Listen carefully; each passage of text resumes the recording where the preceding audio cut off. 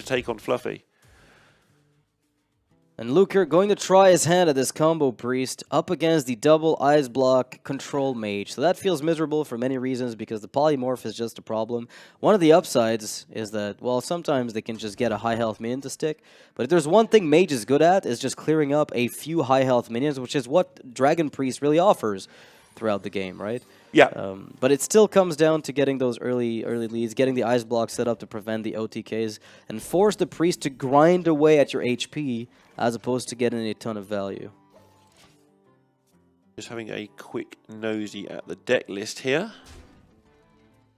Luca has conveniently named all of his decks like Jungle Giant and stuff when it isn't the Druid deck, so your eye is just drawn to the wrong place. And yeah, this is actually the control version of Priest with the Void Rippers. So he has no combo in there. Unless I'm going crazy. Again, it's called Jungle Giant. Well, I call it a combo deck. It doesn't have the Divine Spirit shenanigans, but sure. It's working in a similar fashion. Yeah, it does the whole flipperoo and attack you in the face really hard that the combo deck does. Just happens to have big guys. So Luca will be able to get some card advantage starting next turn with these operatives, and the mage AoE doesn't always hit 5/6s. It can struggle to take them down. It's a bit hit or miss with those Dragon's Furies. Yeah, you expect to be able to get it done. However, I mean, again, like this matchup comes down to a few key turns that occasionally, come up as problems. Interesting. There was the opportunity to just go for Potion of Madness here, even though it slowed him down. Well, you know what you're playing against anyway. He could have played Potion of Madness here and actually protected the Northshire Cleric, but he doesn't value it as he assumes this game goes long. Yeah, it is interesting actually. So yeah, you got to give some respect to that 5/6. Again, if he wants to draw, he's my guest, is what Fuji's saying. Wonder how much damage Anduin can get done in this one. We will find out. Well, that's actually one of the trickier things about the matchups is you want to play Anduin to clear up, like to kill the mage. Yeah. But if you play Anduin and Dragon Collar Alana comes out, you had better have your pint-sized potion horror ready because otherwise you're going to get blown out. So it comes down to what your hand texture is like when you get Anduin and what your opponent's been doing throughout the game. But yeah, but the mage has one job. Just make sure all those high health targets are kept off the board, because what happens is otherwise you need like 2 pieces of AoE to get rid of them, which takes a lot of time. So I can tell you who likes this matchup. Fuji likes this matchup. He's got the cocky bit about him, but he goes a bit quiet when he doesn't like where he's at. But he just suddenly starts smiling at the crowd and sipping his water again. So he obviously likes where he's at in this one. Elise, another big deal. I mean, won't play it yet, right? Because he doesn't want to draw the pack until he has the option to Shadow Visions that pack. Yeah, I mean, I think that's about right. It's kind of a pipe dream. Sure. Being able to actually get the Elite Shadow Visions to win you the game. But you live on pipe dreams in matchups like these. That's sort of what your entire tournament life sort of... One of the most interesting things about Hearthstone is watching people who have a 30% match turn it into a 40% match and how they approach that. I mean, even I could win Control Warrior versus Old Freeze Mage. There's a button that I just kept pressing. It was really good. Yeah, it was pretty good. What did it tank up? I don't know what it did. It just gave me loads of funny armor symbols, and then I wouldn't die. And I never knew what Freeze Mage was supposed to do, to be honest. But yeah, sometimes there's easy matchups, but how you go about converting the hard matchups is a very big deal, especially at the top level. There's potential here for Fujitora to get good meteors. He doesn't need to use the Artificer yet. You can get a little bit greedier with that. I wouldn't be surprised if he just held on to it. Firelands Portal about to start accumulating value. And again, he's got the coin, he's got the Jaina, he's going to get her out early, he's going to start generating elementals, and Luker's not particularly well set up to deal with them. One of the ways in which Priest can actually beat the Elemental Flood is shenanigans like, hey, Pine-Sized Cabal, Twilight Acolyte Cabal, I'm starting to steal your elementals away from you. Right. So you have to use your AoE on your own board, technically. And that's one of the methods in which the Priest can sometimes, quote-unquote, rob a win away from the mage. And you can see Luker's just trying to put pressure on. He's like, you know what? Yeah, the time for waiting is over. He's waited as long as he dare with that, at least. It made sense to wait, but it's now got to the point where I can't just sit here flapping about, let the mage beat me. And now Luker knows full well that if he just gets himself a pint-sized potion, steal the elemental, he's got a shot at countering, like keeping on the pressure, right? Because Jaina's not really applying very much of it at the moment. Right. That comes down to pint size here would be a very big deal. Luker not finding it, no Twilight Acolyte either. And now the problems begin because you lose a minion and it gets turned into an elemental nearly every time, which means your pressure doesn't actually amount to anything. Yeah, but he knows full well what his game plan ought to be here. Yep. He's not delusional. You can attack into the sheep here to guarantee that the enemy mage cannot ping. No, don't heal. And that's something that Luca is like, good at, is making sure that he doesn't press a button until he's checked the consequences. But that is exactly the sort of thing I was saying when sometimes he just has a mental misstep and does something like that. It's like the automatic response is, oh, I'll just heal my guy. I mean, it's good against Meteor. That way it's at 5. It's like, wait, no, there's a Geist over there. I can't justify that. And he knows that you don't do that thing. He just sometimes autopilots into it, and it's good to see him catch himself there. If Luker picks up that pint-sized potion again, he's going to have a shot at wiping out this board, but it's coming down to that. Double Duskbreaker, but only one of them is alive at the moment, so there could be a Void Ripper play here if he really is desperate. Over the next few turns to wipe elementals out. Right. So he can wait until maybe more elementals are generated. It's looking grim. I think you just have to attack into the Ellie and accept that Duskbreaker wipes only one thing. The trouble is if you attack into the Ellie, I see, and play the Duskbreaker, sure, okay. You could sure. You could Void Ripper right now and steal one of them. I wouldn't be, angry about that outcome occurring. You are setting up a steal on the following turn with that 5-2. Well, this avoids any more elementals being made the easy way. These Cabal Shadow Priests are looking like they're about to start generating some value here. Yes, and he may be in a position where he doesn't need to generate too much value, given that his deck should be full of good stuff. But we see this a lot from Priest when it gets to this stage, where the hand is just a bunch of stuff waiting for their friends. And if they don't draw their friends quickly, they just fold up and go home. And it's also the way the matchups lined up, right? They pick their decks with the expectation of maybe having a favorable matchup. And it turns out every single time Luker mostly gets an awful matchup. Like, he just doesn't find what he's looking for. Sure. Fujitora has been picking, I think, the right decks whenever he's expecting Luker. So if anyone's winning the mind games right now, it's Fuji all the way through. I mean, Fuji's been winning the mind games all the way through this tournament, to be fair. But he's the only person playing mind games, so he has that advantage as well. He has been pretty rude to some of his opponents. Well, you could describe it as that, but yeah, I think lively, if you want to call it the polite way. Unusually lively for a Hearthstone player is at least where we're gonna. Right, there's some sports or games where Fuji would be an absolute hero for how he has performed. In Hearthstone, he's been a little bit people turn their nose up a little bit. That's the turn that Luker was looking for, finally finding some action with those Cabal Shadow Priests, and now he's going to be able to put on counter pressure on Fuji with his own minions. He does have, still in the deck, the ability to Pine-Size Potion, Cabal for the next one. He's got Shadow Word Horror, so there is still some game left for him going forward. Yeah, and not much, but not much, but there's a card pack.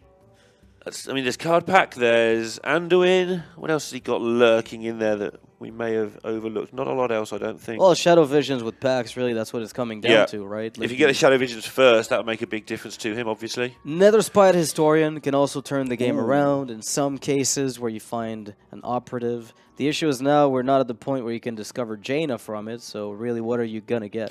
So it's mostly going to be Iseras or, very large dragons that somehow close out a game. An unexpected Deathwing. No Syndragos and nonsense that you can steal, but, Yeah. An unexpected Deathwing. Yeah, I mean, an unexpected Deathwing versus a board of War Elementals nearing fatigue can completely win you the game. Yeah. Unexpectedly just win. So we're going to see what Luker manages to do, but no one expects the unexpected Deathwing. No way through this still. Do you just steal that 1-4 to continue applying pressure? I don't think there's much value to it. It was tempting, but the 3-6 trading and pinging is just not the right shape to steal. Just didn't line up nicely for him. Yeah, Luker not running any shenanigans like weird dirty rat plays in that deck. And it summoned him a card draw, which I'm not sure he wanted at the start, but I think now maybe he's so desperate that card draw would actually be welcome. He just wants a pint-sized potion. If we have to be honest about this, he's just looking for that. And he does pick up some action here. Right. And that is one of the best possible ways for him to come back in the game for what it's worth. I mean, it dies to a lot of stuff over, a long period of time. But No, without this, his game just looked like it was over, frankly. Yeah, this has generated some action, like you say. The Nether Spite might be able to back it up next time. Who knows? And suddenly, maybe he gets something going. Of course, he could. If this doesn't get killed, he could rip it into a 10-2 at any point he liked. So that had to be dealt with there. And that's one of the polymorphs gone. He needs Pint-Sized Potion. We've talked about this repeatedly. He can, however, get something like Nether Spite, Historian, Ghetto Dragon, Void Ripper, the Elementals down to 6/3s. Bam, Duskbreaker takes care of them. Yep. This is one of the ways in which the Priest can clear an enemy board. But again, it isn't necessarily the most pleasant way, because you're expending a lot of resources doing a whole lot of nothing. That's one of the things I don't like about this Priest deck, even though it is a good deck, is it's ingenious how you clear some of these boards, but like you say, it expends a lot. There's a Shadow Visions. We can get the pack if wanted now. Do we want to, or do we just want to get that Pint-Sized Potion? Because, I mean, you're pushing 12, right? So there's some merit to waiting here. Temporis is interesting in this setup. Isn't it just when you're playing Void Ripper in your deck? Well, you're just going to die to Dragon Color Lana, but I mean, you can always try it to Temporis. Temporis, your opponent gets 2 turns. Dragon Color Lana, oops. Yeah, we saw in Copa, one of the players played Temporis when he was dead on board if he played it. And the other guy was so zoned in on cleaning up the board that he missed the lethal and allowed the person who played it to win. And they asked him afterwards, did you know you were dead on board? He said, oh yeah, I played it for the meme because I knew I couldn't win. And he ended up winning the game because of it. Takes the pack. I haven't seen the Pint-Sized Potions come up in the deck. Only 2 spells showed up. I agree. King Mosh. Okay. Double Sudden Genesis. That's a way to generate threats. Yeah, isn't it? Unexpected threats. Unexpected Genesis. Okay. I mean, no kidding. This is actually one of the weirdest ways to generate value, because the mage will damage your guys. They will damage your guys with a variety of spells, so... Void Ripper here can give you some value. Luca's trying to work out how to actually set this up. I mean, he's got value with Sudden Genesis. It's just, how do you do it? Like, do you just... I think you might go right now with an attack into King Mosh. Remember, you've got Anduin to set that stuff up with. So, not necessarily... That's what I mean. He's thinking a long term ahead now. He's working out, how does Anduin interact with my pings to Sudden Genesis me some value to win the game? How does this roadmap work? Which things do I need to Sudden Genesis? How do I need to do it? When do I need to do it? There is a lot to take in right now, but he can definitely have a plan. Looks like he's going to let the Doomsayer go off for the time being, which seems like an easy way to just get blown out by the mage as they get to develop their own pressure. I think you at least have to kill it. Whatever it is you do to kill it, you must at least give it a shot. And now he's expecting a Blizzard to come out, likely, and then, you know, if one of his minions survives, then he's able to play King Mosh. Not King Mosh, but Sudden Genesis, which can give him a little bit more value. And now he's doing what he did in the Paladin game earlier. He's simultaneously setting up a threat that he thinks will probably not survive, but making space, because I think he wants another pack, because this Sudden Genesis plan is a plan, but it's not a good plan. So he's looking for something a bit different. It's the plan you've got. Right. It's not the most pleasant one. But right now, like, Sudden Genesis can actually summon 2 additional copies of this if he wants to, for what it's worth. It isn't worth a whole lot, and King Mosh is best used offensively against a damaged board.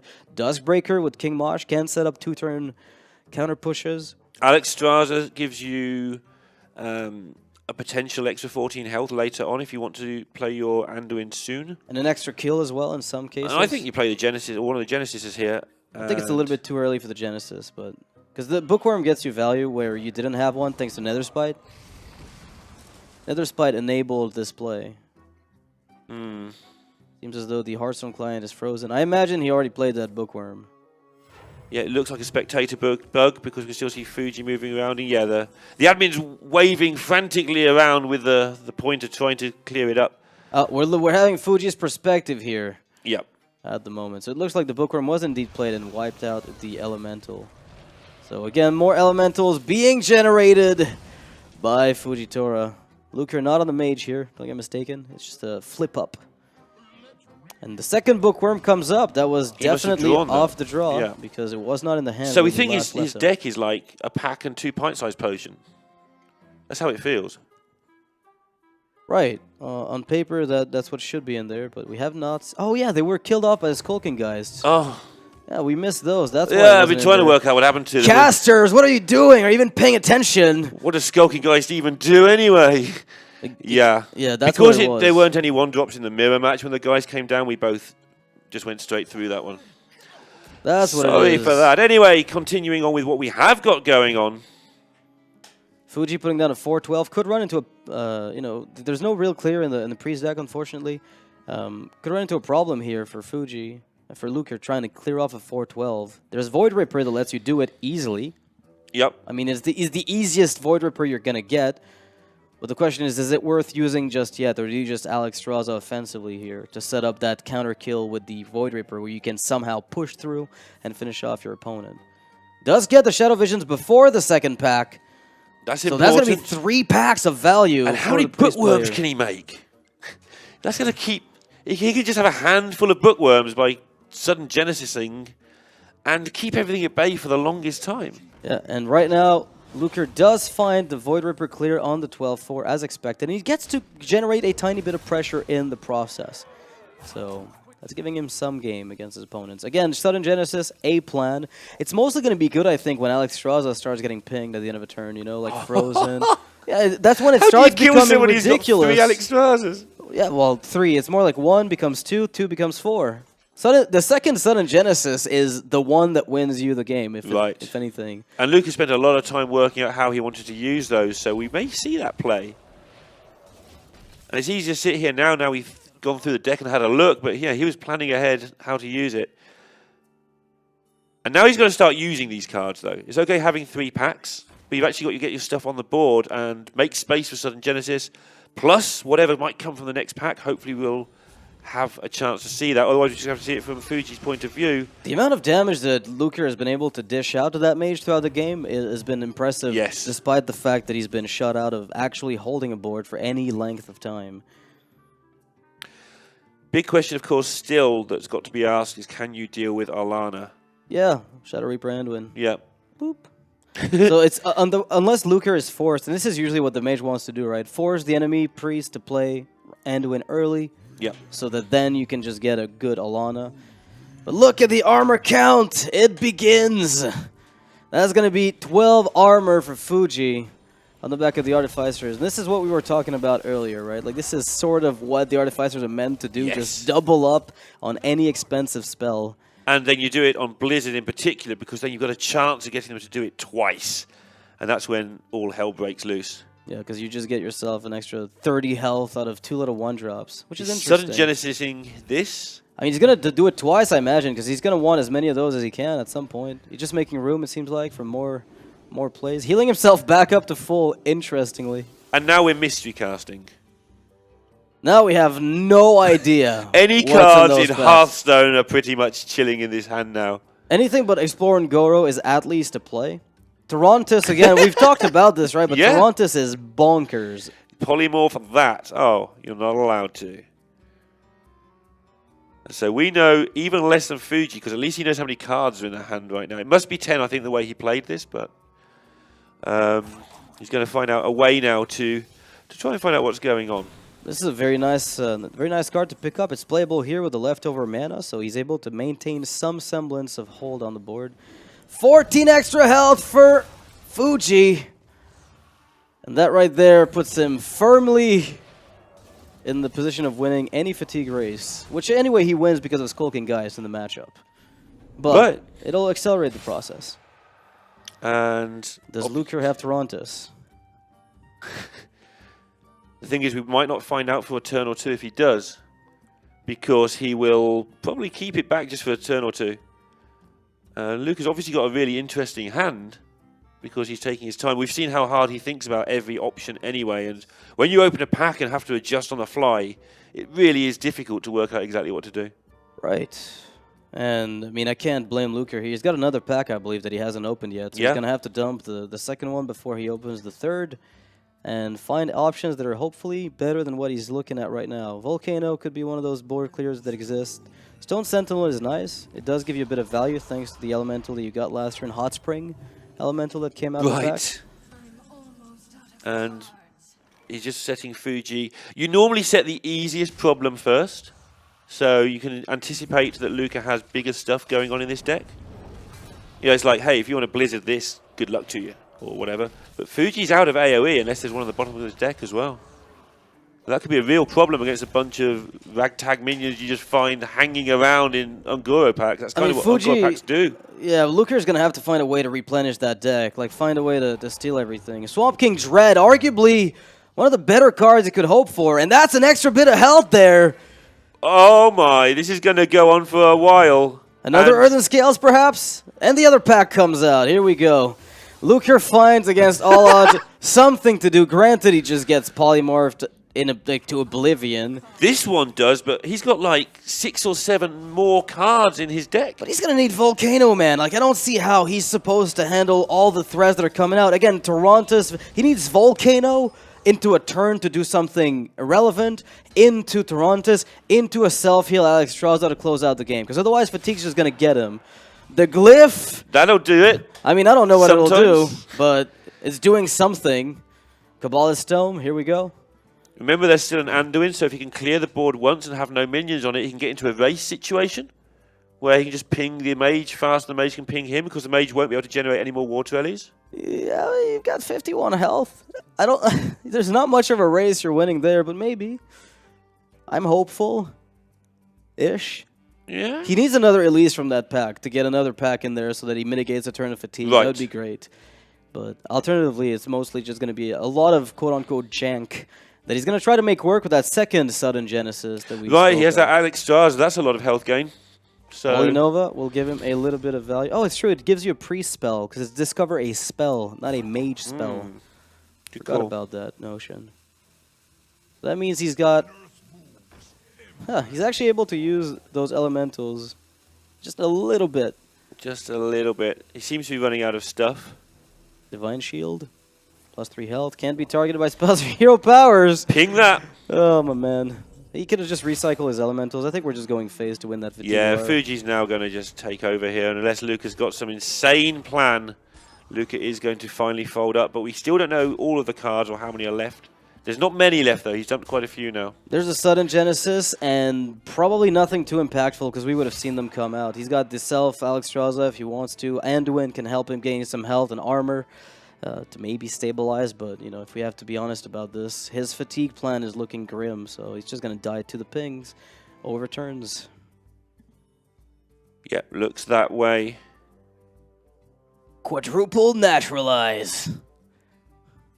It's about the only out Fuji, I mean, Luker has. Luker's on the mage, on the priest that is, not on the mage. This board is flipped upside down for your information, for those of you who might have just tuned in. Sure.